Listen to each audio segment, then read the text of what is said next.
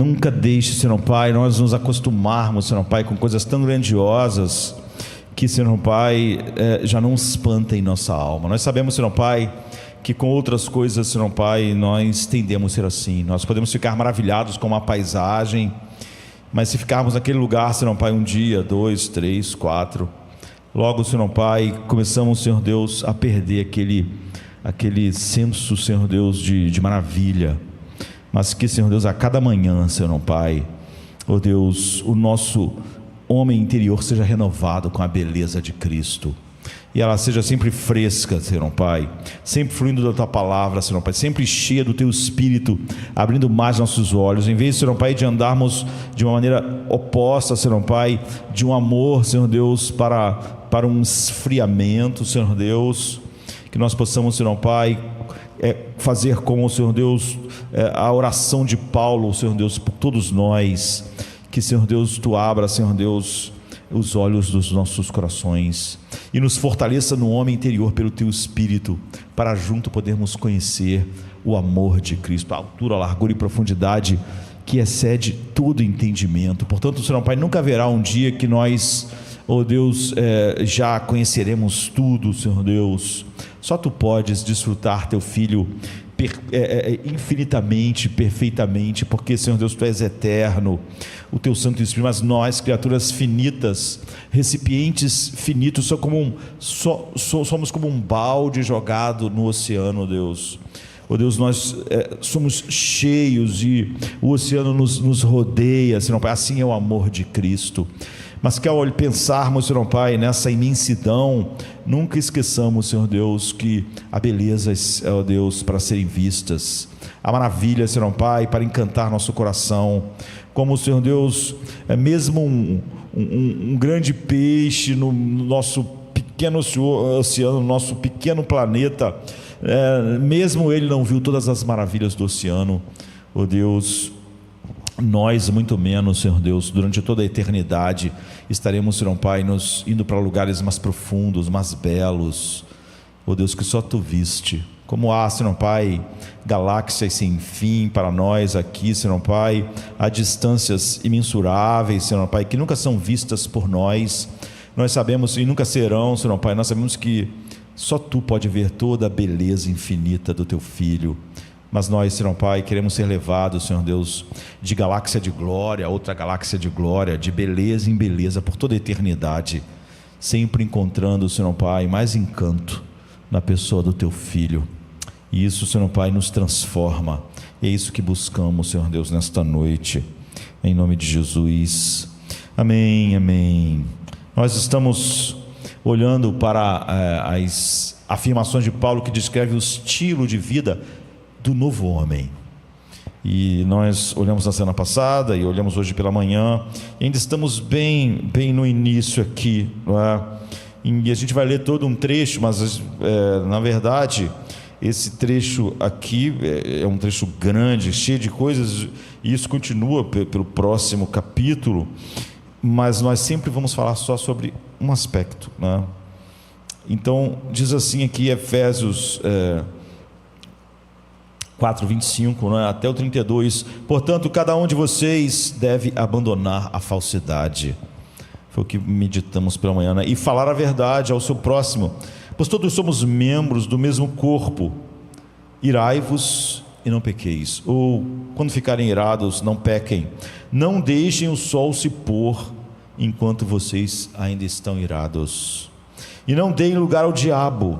Aquele que furtava, não furte mais, antes trabalhe fazendo algo útil com as próprias mãos, para que tenha o que repartir com quem estiver necessidade. Nenhuma palavra torpe, nenhuma, saia da vossa boca, mas apenas o que for útil para edificar os outros, conforme a necessidade, para que beneficie todos os que te ouvem. Não entristeçam o Espírito Santo de Deus, com o qual vocês foram selados para o dia da redenção. Livrem-se de toda amargura, indignação, ira, gritaria e calúnia, bem como de toda maldade. Sejam bondosos e compassivos uns para com os outros, perdoando-os mutuamente, assim como Deus os perdoou em Cristo.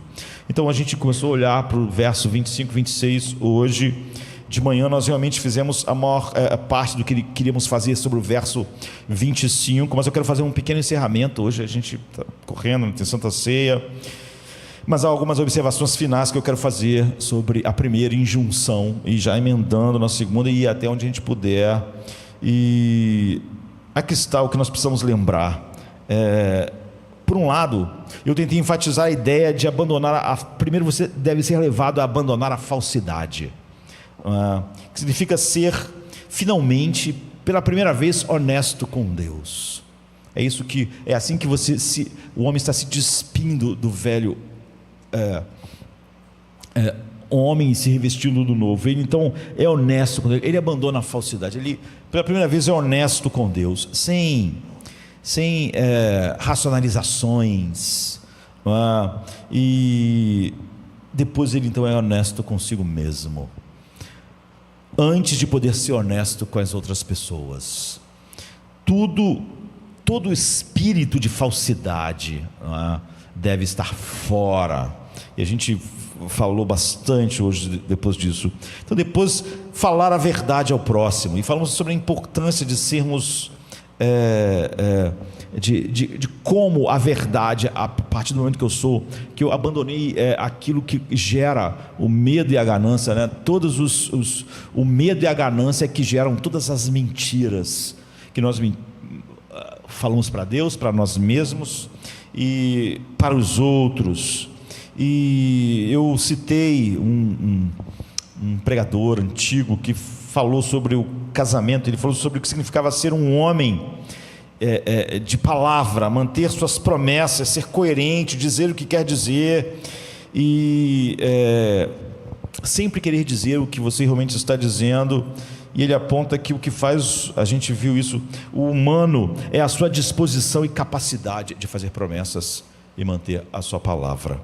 Ele diz: nenhum computador pessoal jamais manteve uma promessa, e nenhum cachorro ou qualquer animal jamais manteve uma promessa, porque apenas os humanos podem manter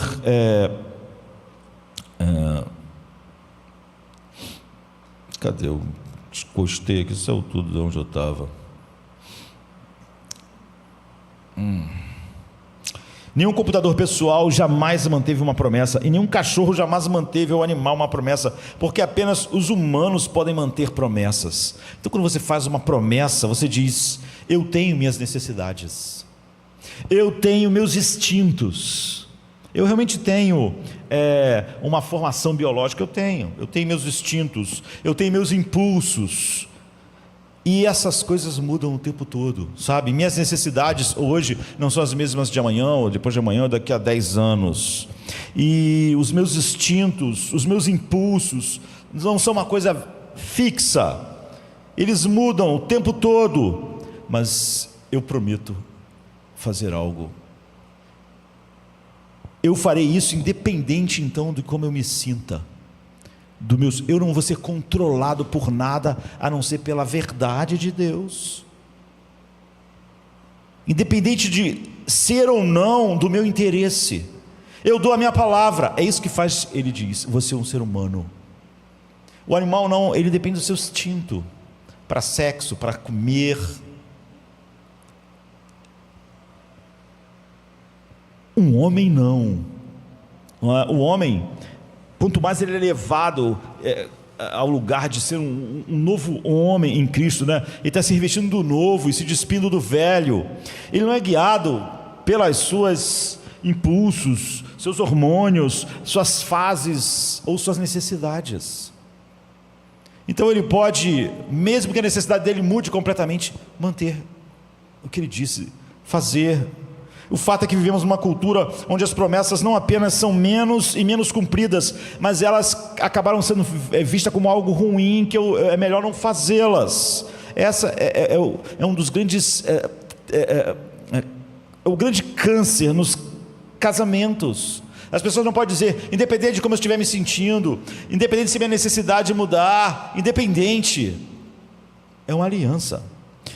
O que significa que a tendência é de se afastar das promessas, porque as pessoas dizem, casamento não, eu acredito mais no amor. O que ele quer dizer? enquanto os meus instintos, minhas necessidades, meus hormônios, tiverem nessa direção, tudo bem. Quando eles mudarem, eu sou igual um bicho, eu mudo também. O que querem dizer é, quando eu começar a sentir que isso já não está mais, esse relacionamento não está me satisfazendo mais, eu estou fora. Se isso não me satisfaz, sei lá, efetivamente, né, afetivamente ou fisicamente, eu estou fora. Eu sou igual um bicho, sabe? Eu sou guiado assim. Não quero estar preso a nenhuma promessa minha. A verdade é um problema. Eles agem por instinto, por necessidade e são conduzidos pelo desejo. A Bíblia chama isso de concupiscências do engano. Isso nos faz menos que humanos. Animais não podem fazer promessas. Eles vão o quê? Eles vão ter fome, eles vão entrar no cio, eles vão ser guiados pelos hormônios, como a biologia deles é tudo que eles têm. Hoje você vê os cristãos falando, até cristãos falando exatamente assim. Eu sou assim. Eu tinha dito para Deus que não ia ser assim, mas eu sou assim por causa da minha bioquímica. Eu sou um bicho, eu sou uma máquina biológica. O humanismo secular diz que o homem é exatamente isso, é uma máquina biológica como um cachorro. Ele só difere em algumas coisas. Ele não tem uma alma, ele não tem algo acima da sua biologia. E isso foi comprado muito facilmente, porque é a falsidade. Se eu primeiro não deixo a falsidade, eu não tenho como falar a verdade, não tenho como ser honesto com Deus, nem comigo e nem com os outros. Agora, tendo dito isso e insistido, nós podemos lembrar que há nuances na Bíblia. A Bíblia não é simplesmente um livro cheio de princípios éticos, bonitinhos, não é um livro cheio de estudo de casos, onde esses princípios são colocados à prova. Então o seu comportamento precisa estar de acordo simplesmente com um conjunto de regras. Ler esse conjunto de coisas que Paulo está dizendo não é o que o cristão faz. A gente não precisa só acomodar nossa vida a um conjunto de regras. Nossa vida tem que ser alinhada ao coração de Deus. Então você não pode falar, eu sou uma pessoa da verdade, eu falo a verdade, quando na verdade você só está expondo sua raiva. Eu sou muito sincero. Você vê, isso é uma maneira de manipular. Isso que está sendo dito, isso significa algo muito importante. Sempre você tem que pensar, qual é o meu propósito em falar a verdade? Em outras palavras, não há nada especialmente importante e incorreto em apenas dizer a verdade por si só. Isso não é um fim em si mesmo. Seu objetivo é penetrar o coração do seu próximo com a verdade. Seu objetivo é dizer, já que somos membros uns dos outros, já que estamos juntos, quero ter certeza de que continuaremos unidos baseado naquilo que é realmente bom para você. Eu quero que você cresça na verdade, eu quero que você ouça a verdade, eu quero que você seja ajudado pela verdade. Há muitas pessoas que olham para esse versículo e dizem, seja honesto, ótimo, vou sair falando verdades para todo mundo. Então saem por aí espancando as pessoas. Mas não é isso que significa. Fale a verdade ao seu próximo, pois todos somos membros um do outro. Não basta simplesmente dizer a verdade em voz alta e diz, é isso aqui. Não, veja, o primeiro de tudo, a Bíblia diz que devemos falar a verdade em amor. Eu não quero ganhar simplesmente uma discussão, provar o meu ponto, expor alguém que de alguma maneira eu não estou satisfeito. Fale a verdade ao seu próximo, pois somos membros. Significa que para obedecer à ética cristã não basta apenas dizer a verdade em voz alta, mas assegurar-se de que a verdade ter em nossas motivações um desejo que a verdade seja abençoadora para outra pessoa. Não é uma espada para me ferir os outros. Fale a verdade, pois somos membros uns dos outros. Não é eu mesmo me furando. Não é? Pode significar que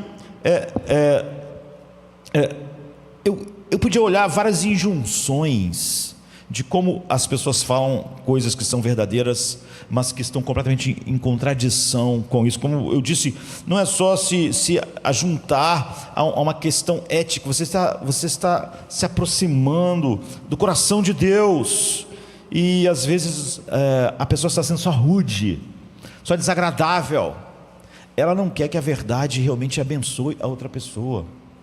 A verdade é só uma arma para ela falar. Nesse sentido, você vai ver que a Bíblia diz: seja tardio no falar. Por quê?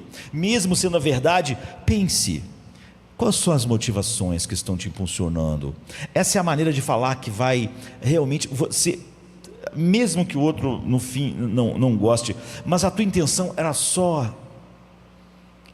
realmente o bem do outro, era só realmente levar o outro mais próximo de Deus.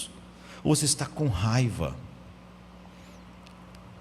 e talvez você esteja irritado, talvez você está se sentindo superior. Hoje virou moda ir para a internet, as pessoas agora acham que vão limpar a igreja na internet.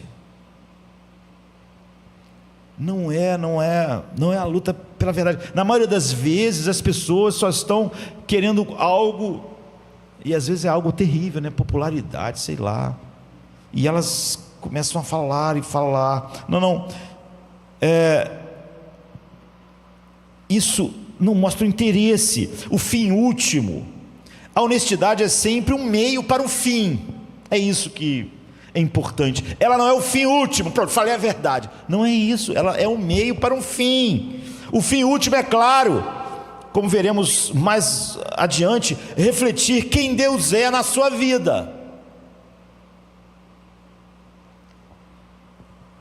A razão pela qual queremos dizer a verdade ao próximo é porque somos membros uns dos outros, ou porque a mentira está levando aquele homem que está sendo corrompido pelas concupiscências do engano. A mentira está destruindo sua vida, e isso faz nós buscarmos sabedoria. Entende? Porque a Bíblia pode ter princípios absolutos: diga a verdade, seja sempre honesto, não minta, e ao mesmo tempo expressar a sabedoria de Deus. Você deve expressar a sabedoria de Deus, você deve saber aplicar. Quanto mais você lê a Escritura, mais você diz: esse é o manual do proprietário da minha mente, do meu coração. O humanismo secular não é um manual do proprietário da minha mente, nem do meu coração, mas aqui esse é o Deus que me possui, e Ele está dizendo como minha alma funciona. A Bíblia deixa bem claro que há pessoas que perdem o direito moral da verdade, mas isso você deve fazer com muito cuidado. Mas você deve ser sábio, não é simplesmente eu falar a verdade. Há uma sabedoria. Por quê? Porque você fala a verdade porque você é membro um do outro, e você não quer fazer mal a si mesmo. Você não acorda de manhã e fura o seu olho, acorda de manhã e dá uma facada na perna. Vocês são membros do mesmo corpo. A verdade é para o que a impulsiona é um fim. Que aquelas pessoas sejam mais próximas de Deus, que ele esteja livre das concupiscências do engano. Então não é só a ética, a verdade precisa ser dita, sabe? Então é possível ser uma pessoa que nunca mente intencionalmente, e ainda assim ser um pecador endurecido, vivendo na escuridão, e ser separado de Cristo na descrença. E é possível ser uma pessoa que teme ao Senhor, anda pela fé, e ainda assim, por exemplo, essa é uma coisa difícil de dizer, em situações extremas e de risco de vida, se opor ao mal, mentindo intencionalmente. Quando eu digo que isso deve ser muito cuidado, porque você vai ver que não há uma doutrina que está sendo estabelecida. A razão pela qual eu, por exemplo, digo que você pode estar virtualmente livre da mentira intencional e ainda assim não ser regenerado e condenado ao pecado, é que pode haver incentivos culturais e pessoais para a verdade. Olha, você vai acabar se dando mal, se você mentir vai acontecer isso, vai acontecer aquilo, você é uma pessoa de bem. Há motivos orgulhosos para tentar ser uma pessoa assim, E a razão pela qual eu digo que você pode ser uma pessoa piedosa, que confia em Cristo, e ainda assim se sentir constrangido a mentir numa situação extrema e de risco de vida, é que há várias histórias na Bíblia que acontece exatamente assim. Por exemplo, Êxodo 1 diz que Faraó, o egípcio, decide esgotar a força e o perigo que Israel era, matando todos os meninos homens que nascessem, todos. E ele diz às parteiras hebreias no versículo 16: quando você servir como parteira para as mulheres hebreias e as vir sobre o banco de parto, se for um menino, você o matará, mas se for uma menina, ela viverá. Mas o versículo 17 diz assim: as parteiras temeram a Deus e não fizeram o que o faraó do Egito lhes ordenara, mas elas deixaram os meninos viverem, não obedeceram. Quando o rei do Egito perguntou a elas no versículo 18 por que elas faziam isso, elas responderam assim no versículo 19: sabe o que acontece? Por que a gente não matou os homens? O que acontece é o seguinte: as mulheres hebreias, elas não são como as egípcias, que fazem um drama danado para ter filho. Elas não são assim. Elas são vigorosas, e elas dão a luz antes que a gente chegue. Quando a gente chega, já nasceu, cadê? A gente nem sabe se é homem ou mulher, então a gente não pode obedecer, porque as hebreias são assim. Agora, independentemente de quão vigorosas eram as mulheres hebreias no parto, era uma mentira. Não era verdade que elas não mataram as crianças, porque quando elas chegavam já tinha acontecido tudo, não é? E não era só uma mentira, era uma declaração com a intenção de levar Faraó a acreditar em uma falsidade. Que falsidade? Que as parteiras estavam fazendo o melhor que podiam para obedecer ele, matar as crianças, mas simplesmente elas não conseguiam chegar a tempo de cumprir a ordem, porque quando elas chegavam já tinha acontecido tudo. Então, mas o versículo 17 diz que o motivo por trás da desobediência ao Faraó era um temor verdadeiro a Deus. Diz assim: elas temeram a Deus e não fizeram como o rei do Egito lhes ordenou. E no versículo 20 diz: Deus lidou bem com as parteiras, e o povo se multiplicou e se tornou muito forte, e porque as parteiras temeram a Deus, Ele lhes deu famílias, Ele as abençoou. Então elas não são repreendidas, elas são abençoadas. Há outra história, por exemplo, a Raabe e os espiões. Isso é encontrado em Josué 2. Josué enviou 2 homens para espionar Jericó, e o rei de Jericó descobriu que eles estavam lá. Eles se esconderam na casa de Raabe. Ela cobriu eles, escondeu eles. E o versículo 6 diz que ela levou eles para o telhado e cobriu eles com haste de linho, até que não parecia que eles estavam no telhado, eles ficaram lá escondidos.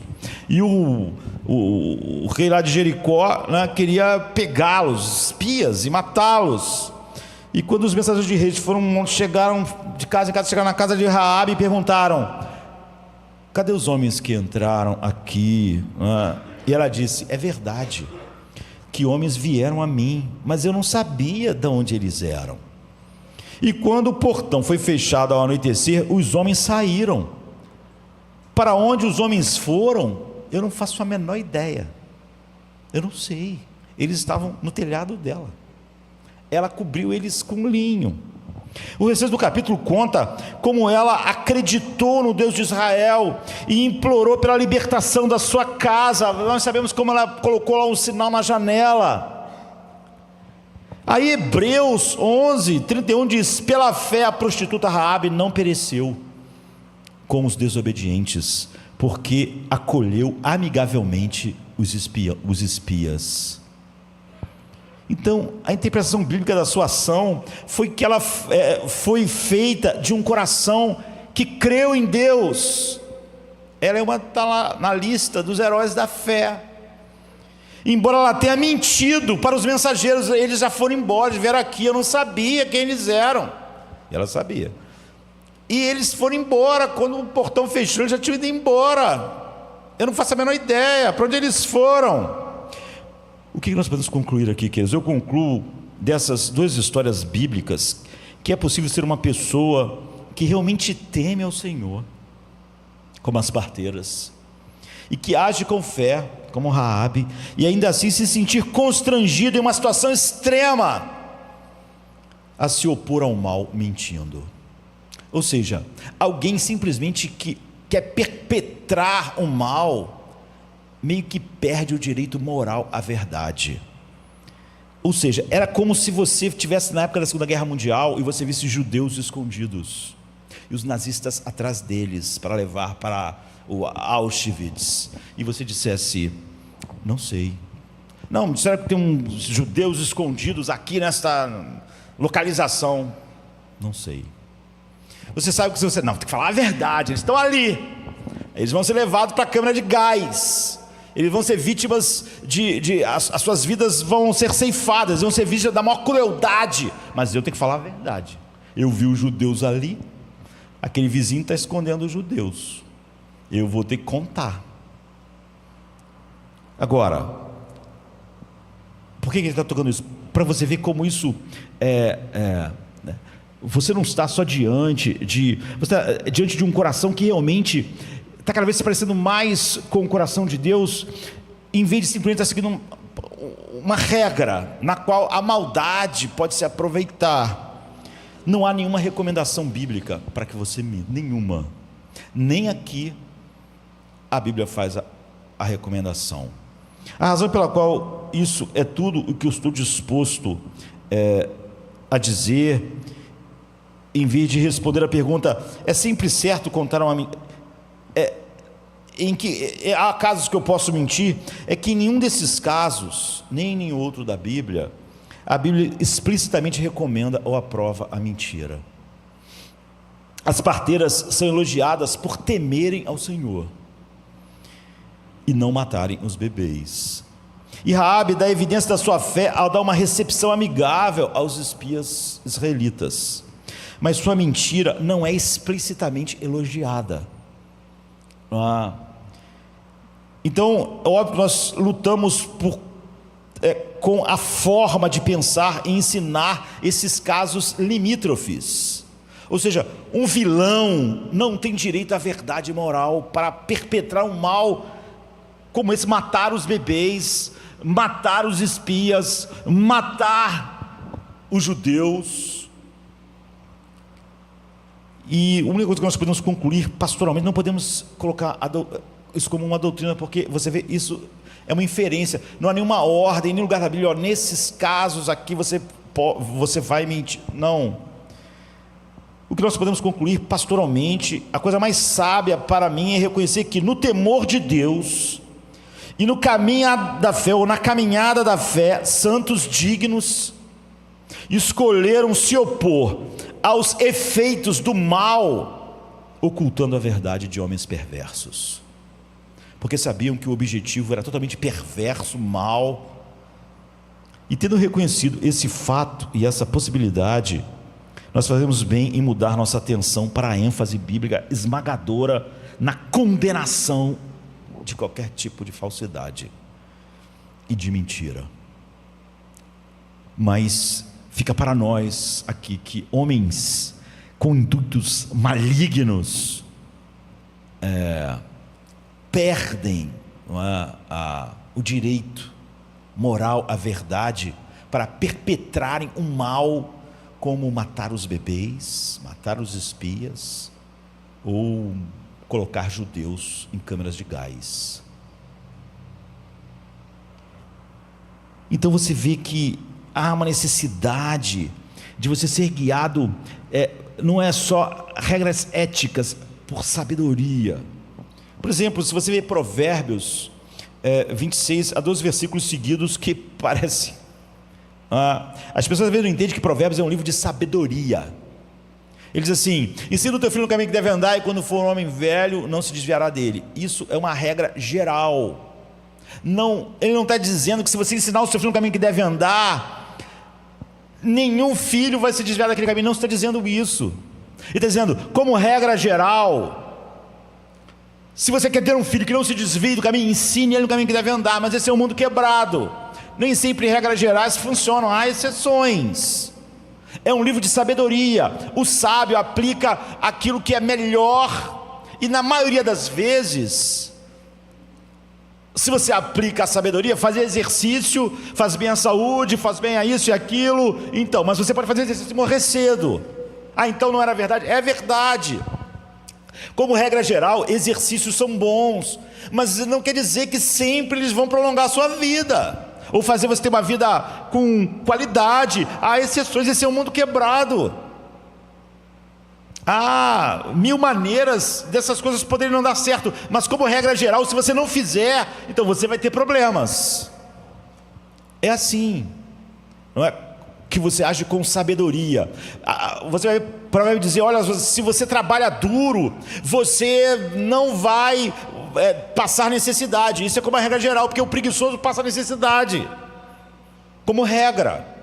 Mas alguém pode trabalhar duro e estar no meio de uma Segunda Guerra Mundial, então ele passa fome, porque esse é um mundo quebrado. Então você tem que ser sábio. Aquilo é um livro de sabedoria.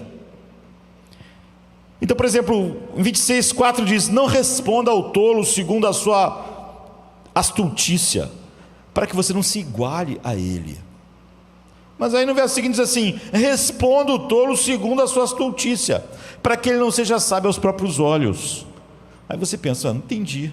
O versículo 4 diz que eu não devia responder ao tolo segundo a sua astutícia, porque eu ia ficar igual a ele. Mas o 5 está dizendo que eu devo responder ele segundo a sua astutícia, senão ele vai pensar que ele é sábio aos seus próprios olhos. No primeiro versículo, não responda, ou seja, não lhe dê resposta, não discuta, não caia no jogo dele. Ele não tem nenhum interesse na verdade, ele só vai pisar mais na verdade. No 5, responda ao tolo, caso contrário, ele vai pensar que está certo. A questão é colocada, a Bíblia sempre chama de tolo pessoas que são irracionais e perversas. É isso que a Bíblia chama de tolo, não é gente com QI baixo e gente com QI alto, não. Há pessoas com QIs altíssimos, tolos. E um dia nós teremos que talvez gastar bastante tempo olhando para isso. Isso é tão grande, não é? Então a questão é, quando uma pessoa irracional faz uma pergunta, você lhe dá a resposta? Ela pede a verdade. O versículo 4 diz: não responda. O versículo 5 diz: responda. Você pode dizer, isso é uma contradição. Não, não é. O que Deus diz é o seguinte: às vezes você responde, às vezes não. Você precisa ser sábio. Quando você responde e quando não? Quando parece que você tem uma chance de confrontar a pessoa na sua tolice, para que ela não pense que é sábio aos seus próprios olhos, significa que você precisa ser sábio para saber traçar uma linha. Essa pessoa, ela só quer pisar na verdade. Se eu discutir com essa pessoa, ela pode se aproveitar do que eu disser contra mim, contra os outros, contra Deus. Ela não tem nenhum interesse. Eu não vou dizer nada. É um tolo. Então lembre-se que Jesus disse: não lance pérola aos porcos. Ou seja, quando você percebe que alguém só vai pegar o que você está dizendo sobre Deus para pecar mais, para chafurdar mais, não lance pérola aos porcos. Você vai ter que ser sábio para perceber isso. O que Deus diz, às vezes sim, às vezes não. Você precisa ser sábio. Então você vai dar a verdade a alguém, mas se você sente que ela só vai pisar em tudo, então você não dá pérolas a ela. Agora, isso não tira a pressão que sentimos, não é? São muito raros os casos. Você vê que você, como as parteiras do Egito e Raabe, são casos muito limítrofes. Não há tentativa de eu achar, agora eu posso mentir aqui, eu posso mentir. Não, você vê, são casos muito extremos. Na grande maioria, talvez nunca aconteça na sua vida, você não vai ter nenhum caso desse. Você realmente não pode justificar nenhuma mentira, que quase sempre é para nos beneficiar de alguma forma. Todas essas áreas nas quais realmente somos desonestos não são tocadas por essas exceções, mas é bom nós olharmos elas exatamente para alguém não algum momento sacar elas como uma desculpa. Fale a verdade, é o que a Bíblia diz. Fale a verdade ao seu próximo, pois somos membros uns dos outros. E nós Temos muito, porque a ideia de primeiro abandone a falsidade, depois fale a verdade é muito grande, mas nós falamos a manhã inteira, e nosso tempo é pequeno, e há tantas injunções de Paulo aqui, e nós chegamos à próxima, que causou na verdade esses sermões. O verso 26 diz: quando ficarem irados, não pequem, irai-vos e não pequeis. É um dos casos em que eu prefiro essa tradução, irai-vos e não pequeis. É mais literal, é exatamente o que Paulo escreveu e é impactante, não é? Paulo não diz, bem, se você ficar com raiva, talvez tudo bem, às vezes é inevitável. Não é isso que ele diz. Ele não diz, é inevitável que ocasionalmente nesse mundo você fique com raiva, mas tente ser melhor. Não é isso. Ele diz, fiquem irados e façam isso. A primeira coisa que Paulo nos diz é que às vezes não apenas é aceitável ficar irado, mas muitas vezes é seu dever ficar. É errado não se irritar diante de certas coisas. Então ele diz, não pequeis. Sob nenhum aspecto isso pode levar vocês ao pecado. Então é muito delicado o que temos aqui. Primeiro, deve significar que é muito fácil pecar quando você está irado. É extremamente fácil. Provavelmente é a coisa que vai acontecer, mesmo naquilo, porque muitas pessoas fazem essa pergunta porque elas ficam iradas com as coisas, elas querem saber se elas podem ficar ou não. Elas vão ver como isso não dá margens assim.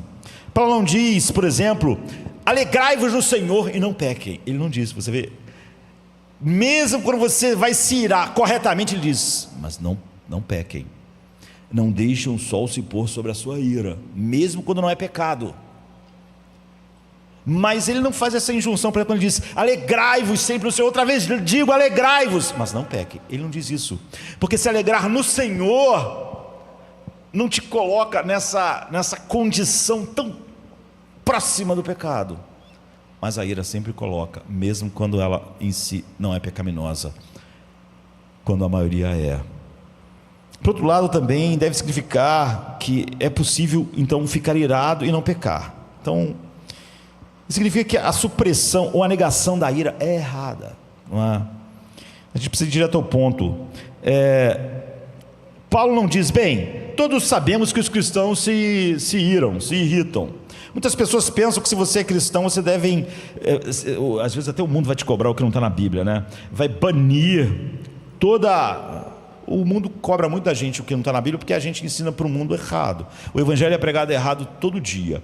O mundo tem uma ideia de que quando eu digo que sou salvo, que eu sou melhor do que ele. Aí o mundo, a igreja está cheia de pessoas que fazem isso, as pessoas são assim, assado. Mas a igreja é o único lugar, a única organização no mundo que as pessoas têm que admitir que são mais totalmente depravadas e que precisam de um salvador. A igreja nunca disse que ela era composta por homens maravilhosos. Então, hipocrisia era se a igreja dissesse o oposto, nós somos maravilhosos e por isso Deus salvou a gente, nós usamos nosso livre-arbítrio e nós somos salvos. Você usou errado, então você está perdido. Mas não é isso que é o evangelho. O que Paulo diz? Ele diz, essa é uma compreensão pagã, advinda dos gregos, negar a ira, ou então simplesmente tentar controlá-la. As escrituras não falam assim, não é? Elas não, como eu disse, a ética é totalmente diferente, não é? do que simplesmente a forma pagã. As escrituras nunca falam assim. Se você se irar, faça tudo para suprimir a sua ira, guarde dentro de si, trave os dentes. Não. Isso faz vocês estarem apuros. Nós temos que entender que aqui não está dando regras para o homem natural, está falando sobre como se despir do velho e se revestir do novo. Então há um lugar em Hebreus onde se diz, tenham cuidado para que nenhuma raiz de amargura permaneça e brote. Se você simplesmente suprime a ira ou a irritação, o que acontece? Você suprimiu aquilo fica no solo do teu coração e cria uma raiz, e você fica amargurado, sabe? Toda amargura brota disso. Há pessoas amarguradas. Primeira raiz de amargura significa que é possível que a raiva esteja presente em você, escondida, e que ela acaba surgindo, né? Brotando. Então tenha cuidado. Significa que você precisa estar consciente de cada ira que surge no teu coração, saber o que ela é e saber como tratá-la. Então é impressionante quantas pessoas dizem qualquer coisa para si mesma, menos que estão, na verdade, com raiva, não é? Elas dizem assim: eu estou tão preocupado, quando na verdade estão com raiva, porque as coisas não estão indo como elas querem. Elas dizem: eu estou tão angustiado, elas estão com raiva, porque as pessoas, ou até Deus, não está fazendo as coisas como ela acha que devia ser. Eu estou deprimido, ela não suporta a sua vida, ela está com raiva disso, do seu casamento, da sua saúde, ela está com raiva disso, ela está com raiva, ela está cheia de amargura. Mas ela diz, então, ela dá outro nome: eu estou magoado. Você dirá qualquer coisa, menos que o que você tem é ira, não é raiva. Hebreus adverte: você precisa estar ciente dela, você não pode negar ela dando outros nomes, porque o que vai acontecer é que ela vai criar uma raiz de amargura em você, e isso vai contaminar toda a sua vida. Isso certamente não significa que é sempre errado sentir raiva ou ira, não é? Então, no tempo de Paulo havia duas escolas filosóficas gregas rivais: os estoicos e os epicureus. E os estoicos acreditavam que a raiva era algo terrível, e que um homem de verdade é um homem que sabe controlar a raiva. Controlar. A palavra estoico significa cara fechada, firme, cerrar os dentes. Controle, você não vai me dominar. É exatamente o que Hebreus disse que você não devia fazer, não é? E quando a raiva vem, um estoico famoso diz: um homem de verdade a sufoca e a destrói. Você tem de pegar ela antes que ela te pegue. Já os epicureus defendiam o quê? Buscavam o prazer. Então eles desprezavam a raiva. O que os epicureus falavam? Apenas se afaste dela. Você tem que vencer a raiva se afastando dela. Você deveria estar acima da raiva. Se você está com raiva, simplesmente saia da situação. Se alguém te irrita, não conviva mais com essa pessoa. Se alguma coisa te irrita, sai de perto. Evite. Preze o seu conforto. Para que experimentar isso? Se o teu trabalho está irritado, sai, vai para outro. Se uma pessoa não convive, se ela é de uma igreja, sai e vai para outro lugar. Faz isso. E os epicureus: pense no seu prazer, no melhor para você. Se o emprego te irrita, saia dele. Se tua esposa te irrita, se divorcie. Se teu esposo te irrita, divorcie. Se a igreja te irrita, vai embora. Isso são os epicureus. Se um tipo de comida te incomoda, coma outra coisa.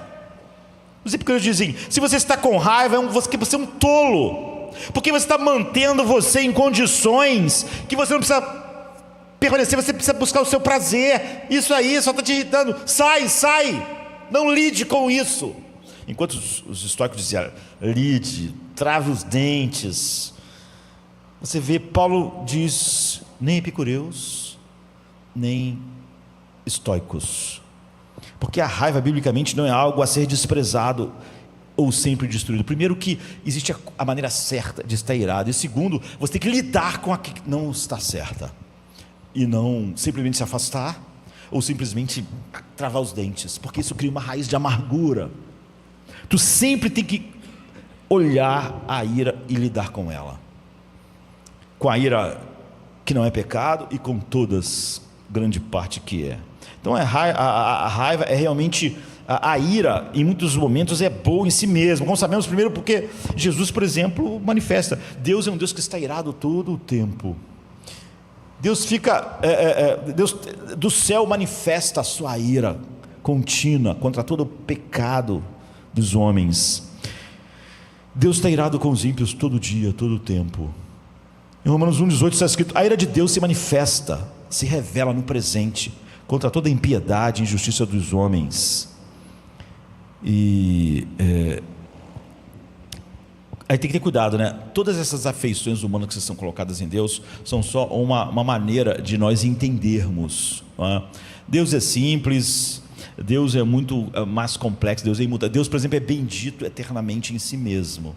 Deus nunca deixa de ser eternamente feliz, em paz, alegre, por nada que acontece fora dele. Toda a bem-aventurança de Deus é nele mesmo. Nele está a vida, nele está a paz sem fim.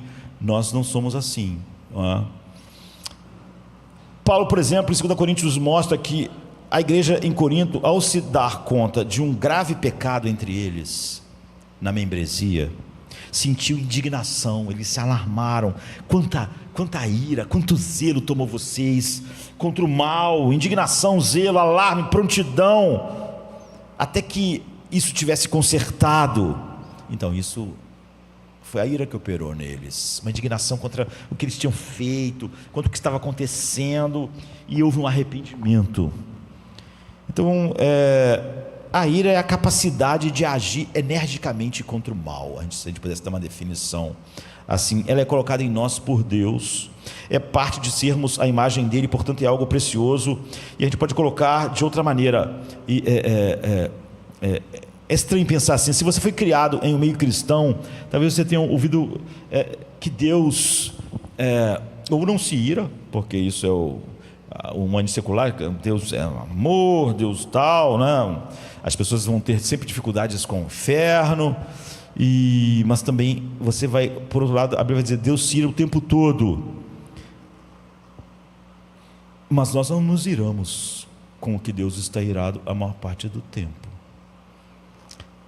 Você pode pensar, então, a ira não pode ser ruim em si mesma, já que Deus não teria nada em si que não fosse perfeitamente santo.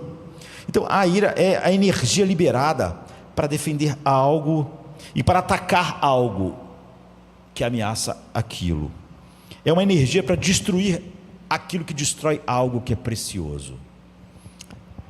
E Jesus, por exemplo, em Marcos 3, Jesus curou um homem com a mão atrofiada, e ao se preparar para curar, ele percebe que os fariseus estão se aproximando, e ele discerne que eles estão apenas esperando que ele quebre o sábado para atacar ele, sabe?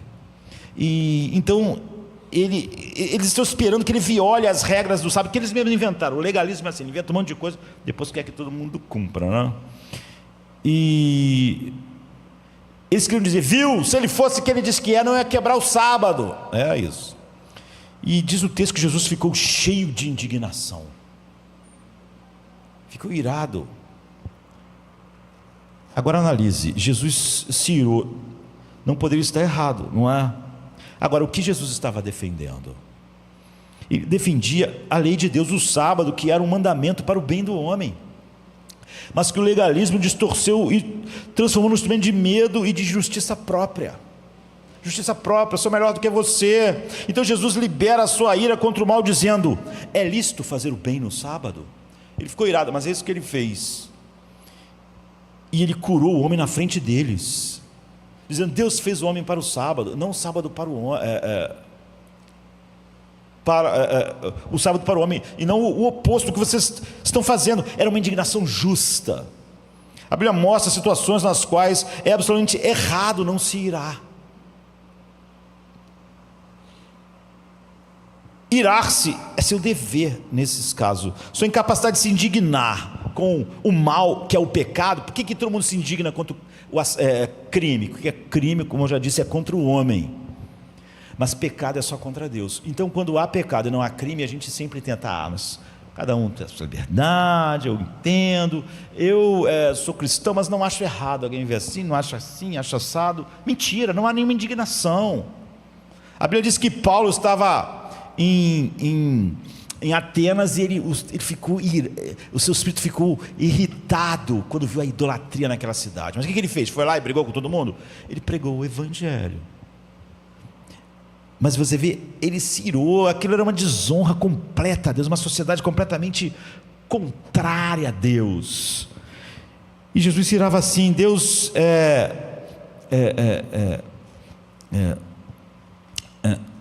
Jesus, você vê, ele não feriu aqueles homens de alguma forma. Deus é soberano em sua ira e nos chama a ser assim também no irai-vos. e não pequeis. Agora, se você se irrita diante de certas coisas, se não há em você nenhum zelo, você é uma pessoa bastante desinteressante, não parece com Cristo. Pessoas que se parecem com Cristo, como Paulo, se iram com aquilo que ira. Mas Paulo percebe imediatamente, apesar disso, que mesmo essa ira, para nós, tem um potencial destrutivo. Ao contrário das outras emoções, a raiva é feita para destruir coisas, para derrubar coisas mais. E ela vem de um senso de santidade. De certo modo, é como a energia nuclear, uma coisa maravilhosa se for bem controlada, mas mesmo sendo boa, se entrar em colapso, você arruina tudo em vez de ajudar. Então a raiva, a maioria delas é pecaminosa, mas mesmo a que não é, ela tem um potencial de se tornar. Porque você acha que Paulo diz, irai-vos e não pequeis, e não deis lugar ao diabo? Porque quando você irá, mesmo a ira correta, a chance de dar lugar ao diabo é enorme, e de pecar também. Como eu disse, a Bíblia nunca diz, alegrai-vos no Senhor e não pequeis, porque se alegrar em Deus é o oposto. Você está se deleitando nele, o pecado perde todo interesse. Mas a ira, mesmo a ira que nós vamos ver que é como eu devo ter, ela carrega perigos, por causa de quem nós somos ainda. Então quando ele diz não dê lugar ao diabo, significa, se você abre a porta da ira, um monte de coisas pode entrar, mesmo a ira justa. Quando tu abre essa porta, não só aquilo entra, mas o diabo pode entrar junto. Então as guerras foram causadas por ira, a maioria dos assassinatos é causado por ira, a maioria dos suicídios é causada por ira, e o desejo de destruir algo, mas se direcionando do modo errado, é imenso. Outro dia eu estava lendo de um jovem que, era apaixonado por uma menina e tinha um relacionamento com ela e namoravam há algum tempo. E ele tinha 20 anos e ela queria terminar. E um dia ele foi à casa dela e ela não quis vê-lo, já disse que tinha acabado, mas ele ficou batendo na porta, ela não queria atender, essas coisas assim, né? Então ele ficou tão irado que ele disse, eu vou arruinar sua vida, você vai ver. Ele desceu a calçada, entrou no carro, pegou a arma e deu um tiro na boca. E ele conseguiu. Ele arruinou a vida dela, ele arruinou a dele. Ele estava tão irado que destruiu tudo ao seu redor, destruiu sua cabeça, seu cérebro, sua própria vida, e destruiu a vida dela, colocando sobre ela um peso de culpa que ela vai carregar para sempre. Isso é apenas um exemplo extremo e chocante, mas olha o que a ira está fazendo agora na sua vida. Quantos estão infelizes por causa da ira? Sua própria raiva, que não consegue lidar com a raiva dos outros, não é? Na maioria das vezes é a nossa raiva que não consegue lidar com. E aqui está a raiva naquilo que ela é totalmente pecaminosa. Em seu estado normal, ela foi criada para defender algo bom e atacar o que ameaça algo bom. Mas é óbvio que esse rapaz não estava defendendo algo bom, não é? A energia para reagir contra o mal, para destruir o mal. Na nossa natureza pecaminosa, a raiva ela é despertada por outra coisa, pelo nosso ego, nosso orgulho, nossa reputação, nossa agenda, nossos propósitos, nossos planos. Não tem nada da ira que não é pecado, e nós liberamos ela para atacar não o problema, mas as pessoas que estão sendo o nosso problema, o nosso impedimento. Pessoas que a gente vê como obstáculo. Pode ser a coisa mais linda, você quer ser pastor, você quer ter um ministério, então, mas você acha que pessoas estão impedindo, não estão ajudando, então você está com raiva, e você então quer destruí-las. E pode ser em qualquer outra área da vida, mas você vê, não importa se o objetivo é bom ou mal, ela, quando é causada pelo ego, ela é pecado.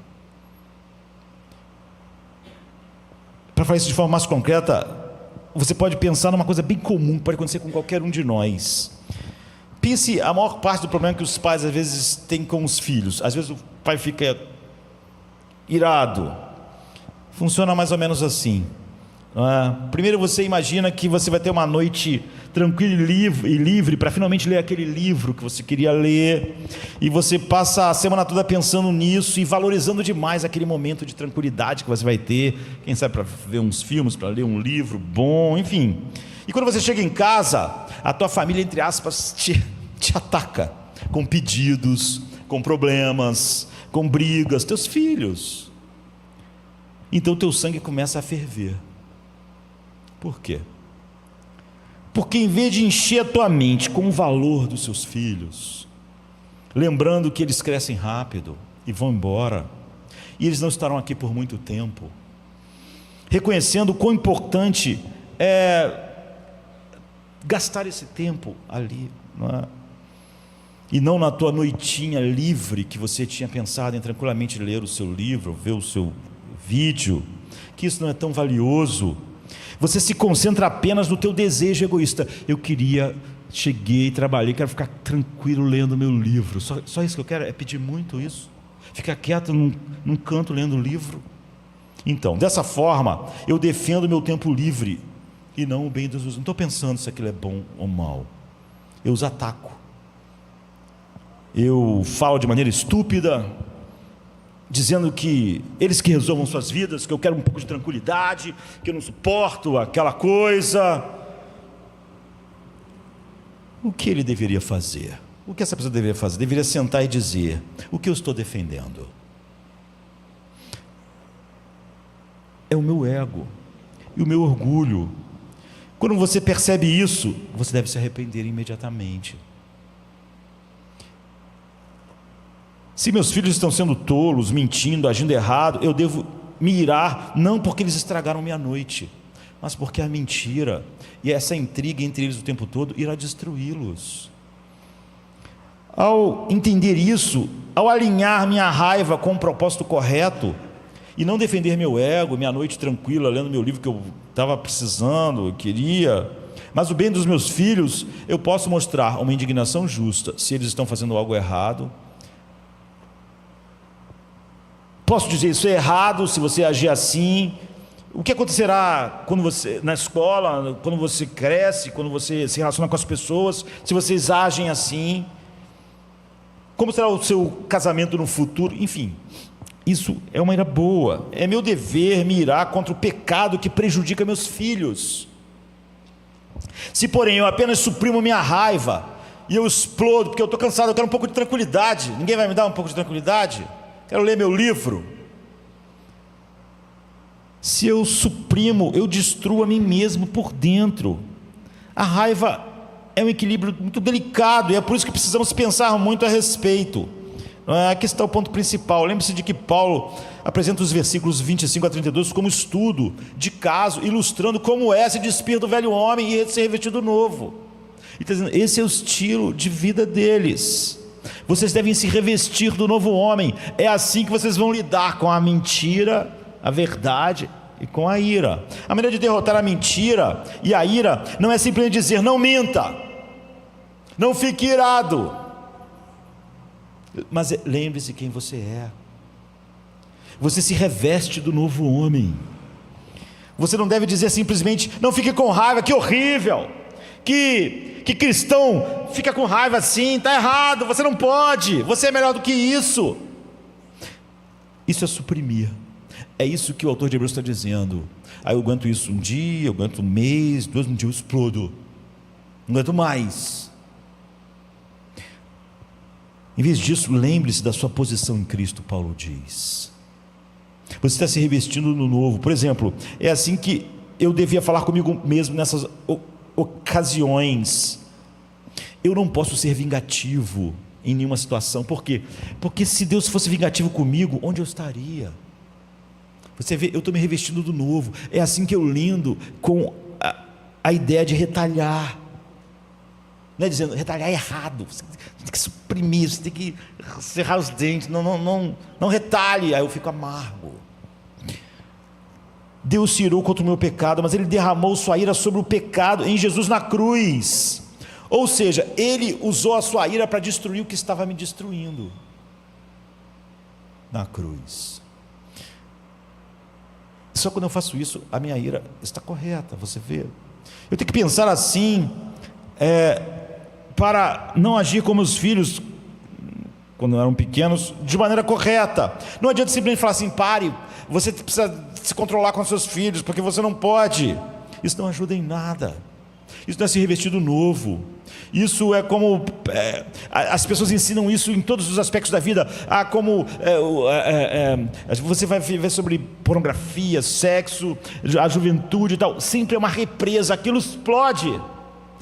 A Bíblia não lida assim conosco. Lida, você está se despindo do velho e se revestindo do novo. Isso é a sua vida. Então, ao contrário, eu derreto a raiva interiormente ao lembrar quem eu sou em Cristo,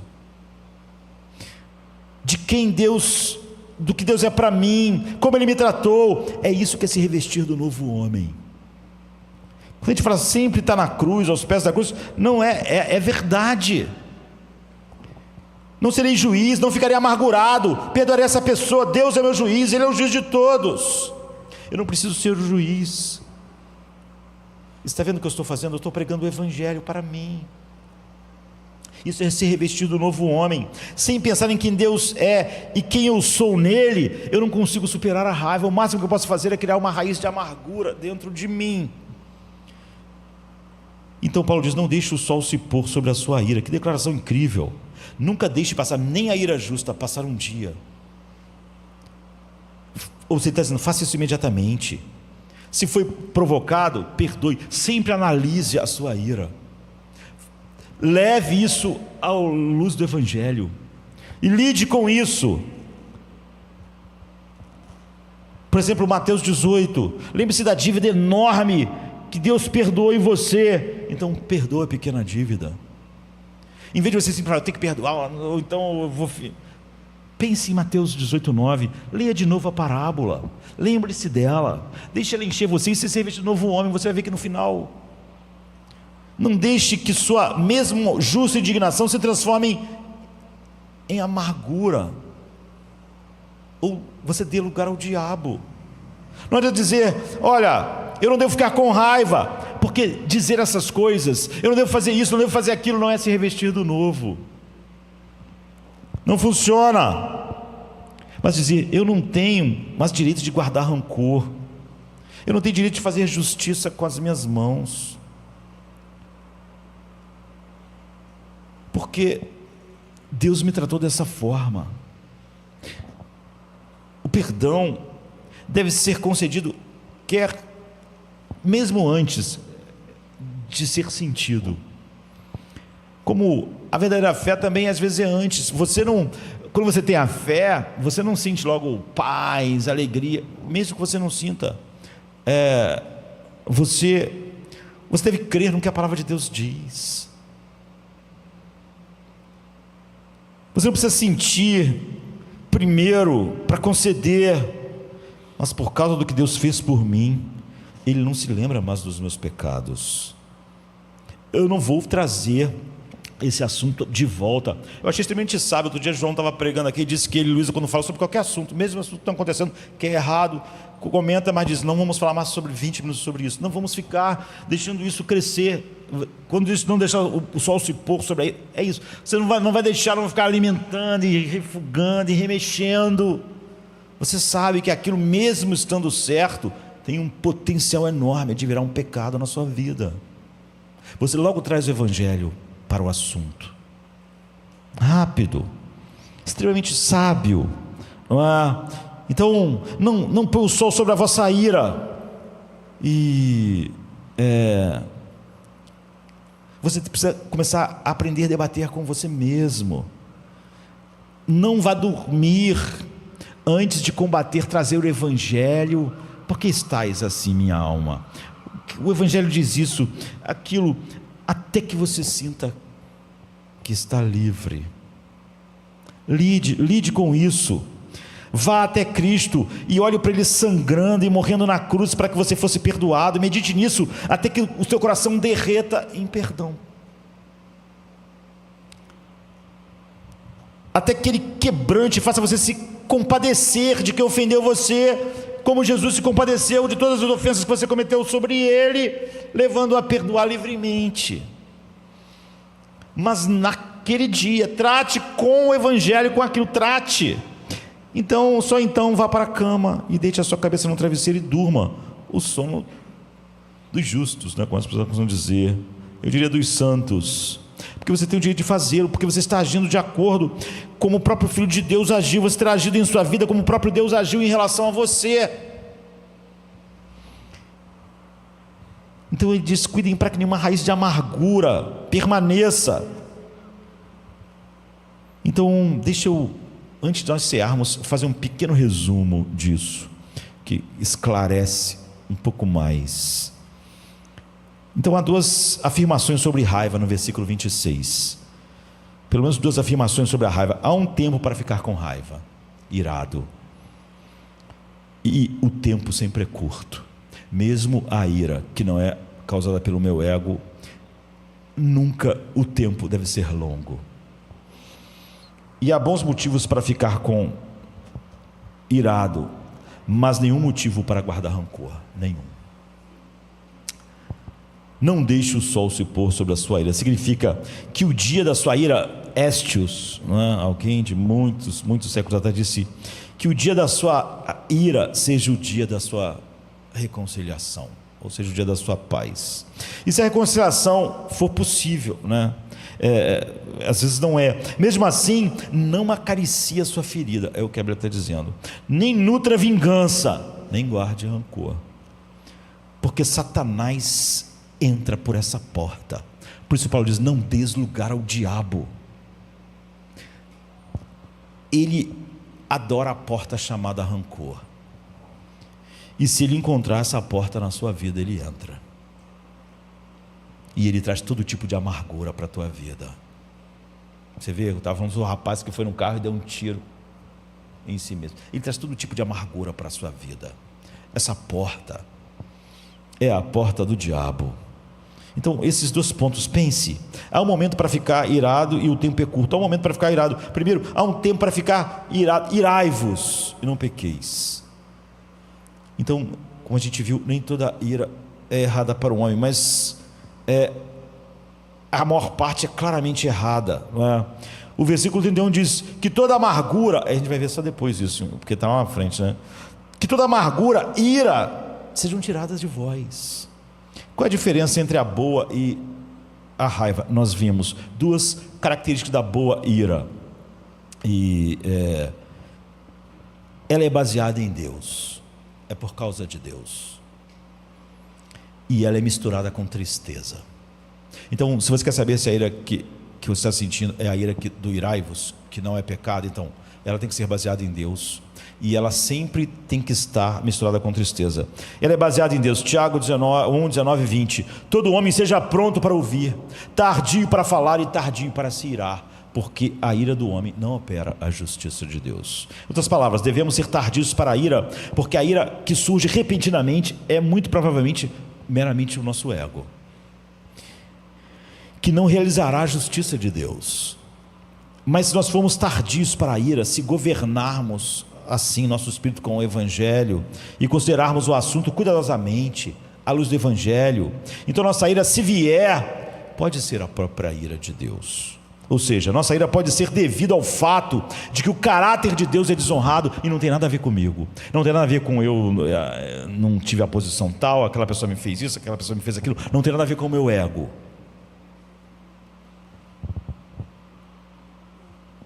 Mas os objetivos de Deus são resistidos, não os nossos objetivos. Como o nosso objetivo pode ser objetivos simples: vou ficar à noite tranquila lendo um livro, é um objetivo, mas não é. Se a minha ira é porque esses meus planos e objetivos foram atacados de alguma maneira, então é óbvio que não é uma ira. Em suma, uma boa ira é baseada em Deus, não apenas em nós mesmos, e o seu alvo é o pecado contra Deus, não um ataque contra nós.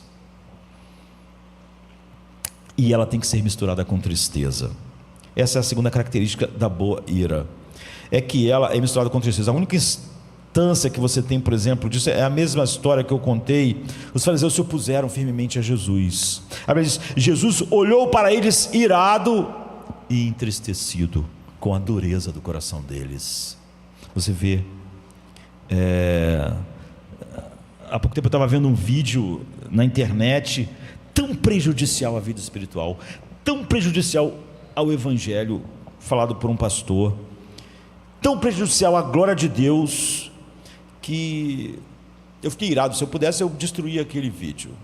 Eu acho que a condição número 1 para uma boa ira foi satisfeita, ou seja, o amor a Deus. Mas isso não é o suficiente. Eu tive que orar para que Deus me desse o tipo de tristeza que Jesus teve ao olhar isso no coração de alguém. Ficar triste por aquela pessoa, ficar triste pela dureza do seu coração. Ele olhou para eles com ira, aflito e triste pela dureza do seu coração. É aqui que falhamos com frequência, mesmo quando começamos bem.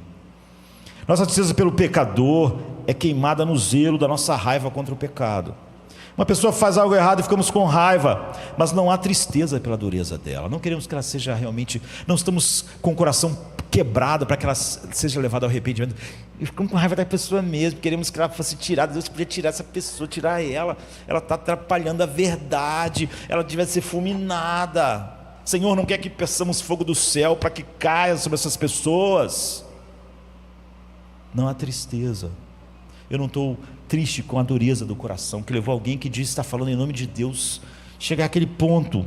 Então nós expressamos nossa indignação pelo pecado, mas não mostramos um coração triste pela sua condição, que faz Paulo dizer assim: eu digo chorando que eles são inimigos da cruz, eu digo chorando que essas pessoas são inimigas de Cristo. Que tragédia! Isso é natural, mas não é bom, você vê. Enquanto houver esperança de mudança, a boa ira nunca é direcionada apenas contra o pecado, ela é misturada com uma tristeza para que haja um arrependimento, para que aquela pessoa realmente tenha seus olhos abertos e viva para a glória de Deus. É isso que vai dominar a minha oração.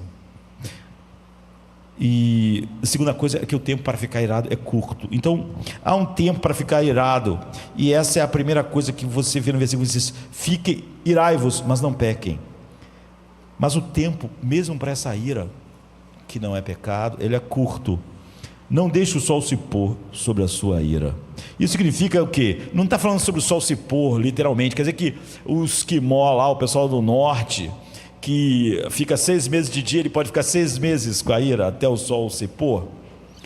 O que está dizendo é o seguinte: e quem mora igual a gente no trópico só tem 24 horas, 12 horas do dia. Isso significa que a raiva, por toda a sua possível legitimidade, é uma emoção perigosa para ficar no seu coração, e não deve ser nutrida como rancor. A raiva é o equivalente moral à adrenalina biológica. A adrenalina foi feita o quê? Para você, numa situação extrema, correr mais rápido, agir mais rápido, entrar. Eu estava vendo ontem uma pessoa lá em Los Angeles, aquelas coisas terríveis, aqueles incêndios. Um entregador de pizza entrou numa casa cheia de fogo, resgatou 4 crianças, tirou elas de lá, e nenhum bombeiro estava entrando mais. E um dos irmãozinhos, quando estava lá fora, disse para ele: ainda tem um irmãozinho meu lá dentro. Ele entrou de novo no meio do fogo e conseguiu sair de lá. Então, adrenalina é isso, faz você fazer coisas perigosas, tendo mais, a potência dos seus músculos aumenta. Mas se você tivesse um fluxo contínuo de adrenalina no seu corpo, você morreria. Você não pode passar 24 horas assim. Aquilo é um instante. 20 minutos depois estava lá o entregador de pizza exausto, tinha salvado as crianças, ótimo, acabou. Um fluxo constante de adrenalina ia danificar rapidamente seu coração, seu sistema, e acabar com você. O mesmo acontece com a ira. Ela danificou muitos corações porque não foi posta de lado, mas foi nutrida repetidamente como um rancor destruidor. Então eu quero terminar com alguns objetivos de Satanás para fazer você guardar rancor. Para, primeiro, pecar com a ira, que não é a ira que deve existir em você, ou então deixar mesmo a boa ira se transformar em algo destrutivo. Satanás tem objetivos, é por isso que Paulo diz assim: não des lugar ao diabo, não deixe o sol se pôr sobre a sua ira, não des lugar ao diabo, porque o diabo ele tem objetivos, e a gente vai encerrar assim. Primeiro, o diabo tem o objetivo de fazer você acreditar que é Deus. É isso que ele fez no Éden, não é? Vocês serão como deuses. Esse é um veneno de Satanás que ainda está no nosso sistema. Quando você comer do fruto, seus olhos serão abertos, você vai saber o que é o bem e o mal, você sabe o que tem que acontecer, o que não, você sabe como a vida tem que ser, você sabe o que é, enfim. Nada ajuda a guardar rancor como pensar muito bem de nós mesmos. Quão maravilhosos nós somos, quão justiçados somos, e quanto mais exaltados nós somos aos nossos próprios olhos, mais justificado a gente se sente em sentir rancor contra uma pessoa que nos ofendeu. Então, se Satanás conseguir fazer você com que o rancor pareça natural, é justo você ter esse rancor, ele terá percorrido um longo caminho em direção ao objetivo de fazer você se colocar no lugar de Deus, e você começa a se colocar realmente nesse lugar. Essa é a primeira coisa que o diabo quer fazer. O objetivo de Satanás é que você haja como se você fosse um juiz e não Deus. Satanás pretende fazer você agir como juiz. Romanos 12:19 diz: não vos vingueis a vós mesmos, amados, mas dai lugar à ira, porque está escrito: a mim pertence a vingança, eu vou retribuir, diz o Senhor. Não, se o teu inimigo tiver fome, dá-lhe de comer. Ou seja, se guardarmos a ira ou o rancor, essa é a segunda coisa. Agimos como se Deus não fosse justo. Nós achamos que Deus não vai fazer nada. Deus não vai fazer nada. Agir como se fôssemos guardiões morais do mundo, e se não guardarmos esse erro contra essa pessoa, ele vai cair no esquecimento. Isso vai cair no esquecimento. Deus está dizendo: não vai. Eu vou tratar no inferno ou na cruz. E você pode dizer assim: ah, mas só no inferno, só na cruz. Isso é pura descrença, queridos. Como Deus te perdoa aceitando a cruz. Você não pode perdoar por causa da cruz. Você acha que não foi suficiente o que Jesus sofreu? Ele diz: eu vou punir no inferno, na cruz. Não é suficiente para mim, tem que acontecer uma coisa agora. Você vê, você já tomou o lugar de Deus. Até Deus disse: a cruz é suficiente para mim. Você me ofendeu, Josemar, a vida inteira.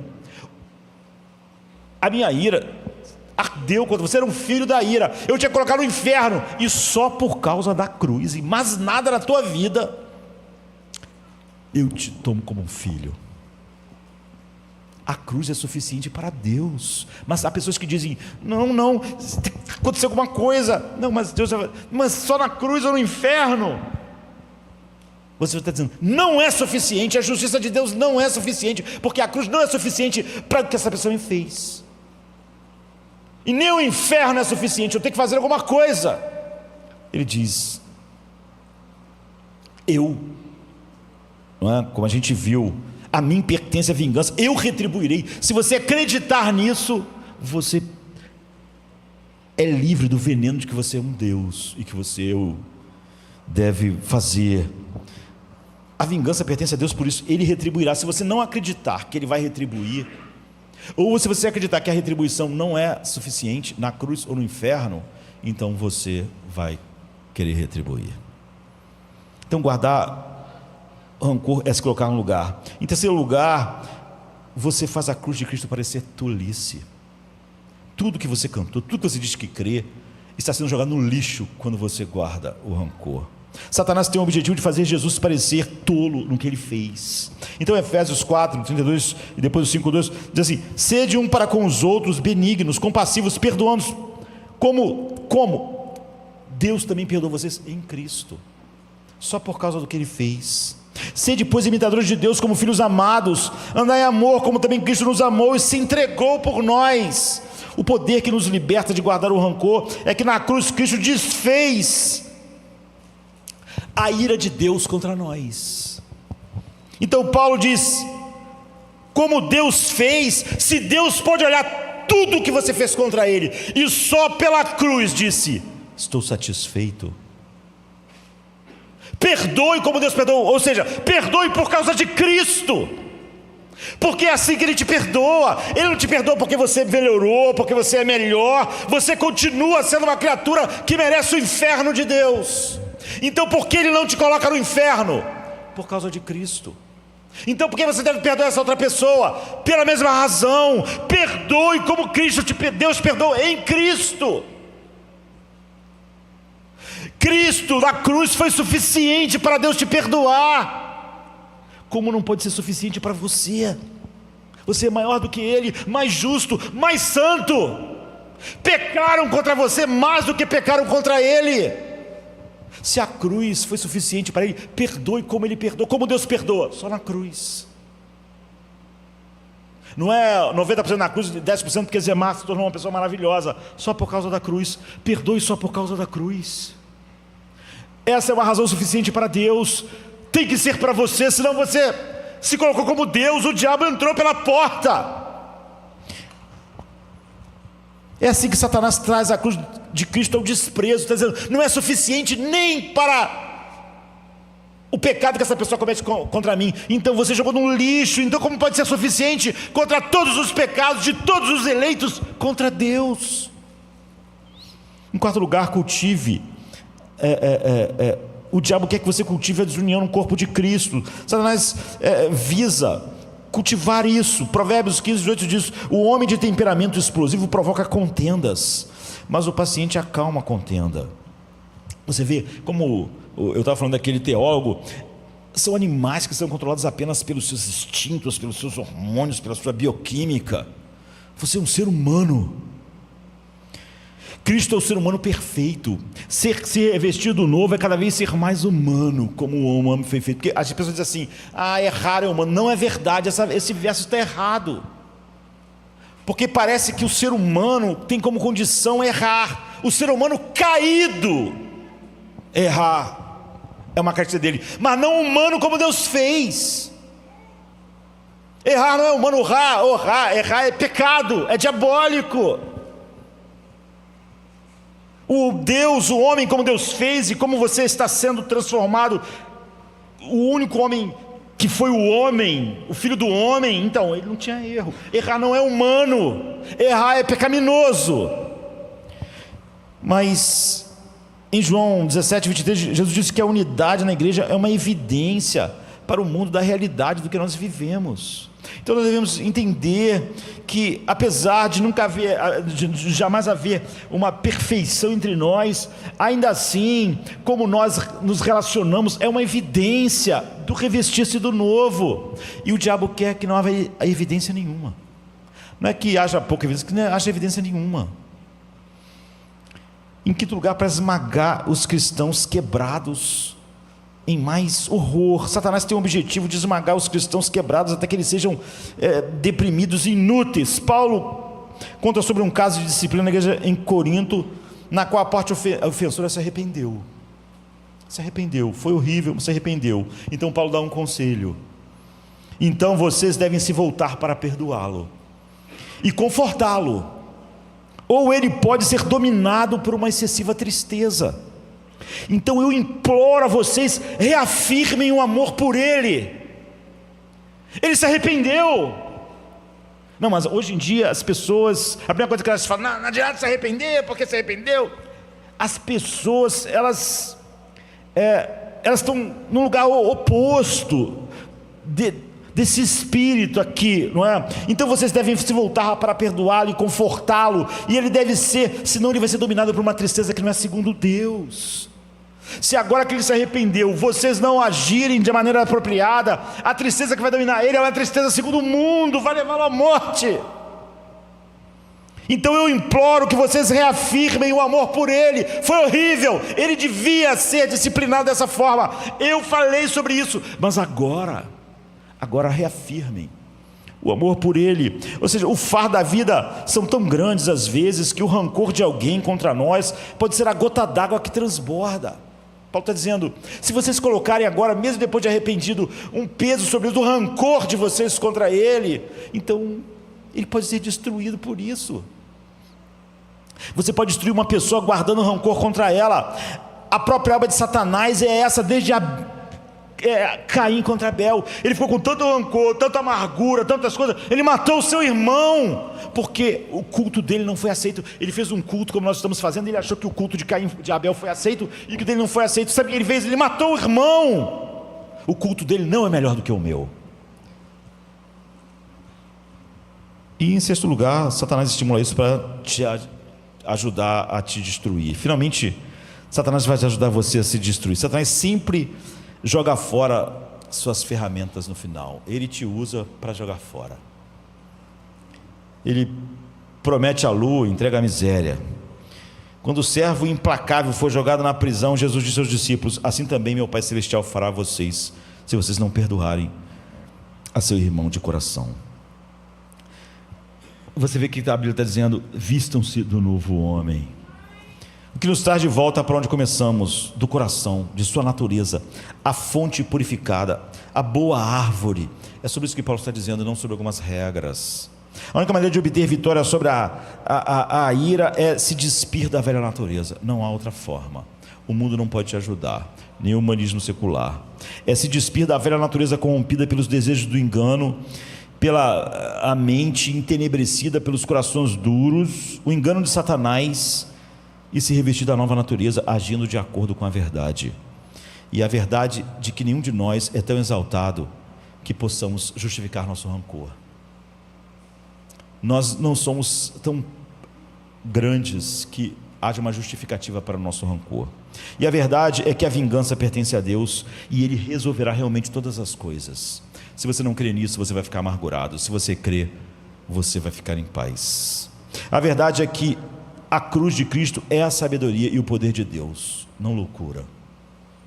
E a cruz é suficiente, foi suficiente para Deus, tem que ser para você. A verdade é que a unidade da igreja é preciosa, além do que as palavras poderiam dizer. E a verdade de que é possível, guardando o rancor, cometer o assassinato espiritual e o suicídio simultaneamente espiritual. E o Filho de Deus veio ao mundo para destruir as obras do diabo. Paulo diz: irai-vos quando a ira for. Nunca suprima a ira. Se ela não for a ira santa, então ela deve ser tratada. Se for a ira santa, ainda assim, não deixe o sol se pôr sobre ela. E não deixe que ela se manifeste sem uma tristeza correspondente, de tal maneira que você mesmo nessa ira dê lugar ao diabo. Porque o Filho de Deus veio ao mundo para destruir as obras do diabo. E Ele faz isso levando você a se revestir do novo homem e se despindo do velho. Vamos continuar olhando para essas injunções de Paulo na próxima vez. Vamos ficar de pé. Eu pedi que rapidamente distribuísse os elementos da Santa Ceia. Dedilhado suave, alma sussurrar.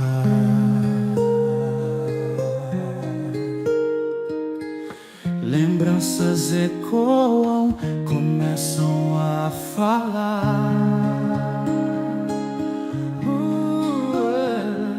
Nos vales profundos, na luz do amanhecer, Cristo sempre esteve, sem jamais se esconder. Cada passo que dei nessa estrada sem fim, momentos de luz, outros tão ruins, mas em cada queda tua mão me ergueu. Em Cristo encontrei o que o mundo perdeu. Quando as dúvidas surgiam como um mar agitado, tua voz sussurrava: estou ao teu lado. Tudo que eu vivi, teu amor guiou. Nas sombras e dores, tua luz brilhou. Os dias que ri, as noites que chorei, foram passos ao lado do Rei dos Reis. Os ventos que vieram me fizeram lutar, mesmo nas tormentas pude te encontrar. cada perda, tua graça brotou, cada erro, tua cruz me salvou. Nos desertos mais áridos, tua água fluiu, meu coração tão sedento, tua paz revestiu. Tudo que eu vivi, teu amor guiou, nas sombras e dores, tua luz brilhou. Os dias que ri, as noites que chorei, foram passos ao lado do Rei dos Reis. E quando o peso do mundo me fez quase parar, tua cruz era a âncora pra me firmar. Nas promessas que fizeste encontrei meu lugar, um amor eterno que não vai falhar.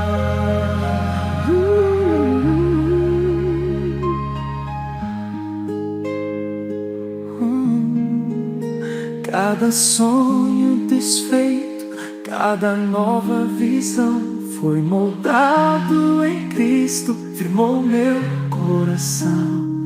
Mesmo na fraqueza, tua força encontrei, e ao fim da jornada, teu reino avistei.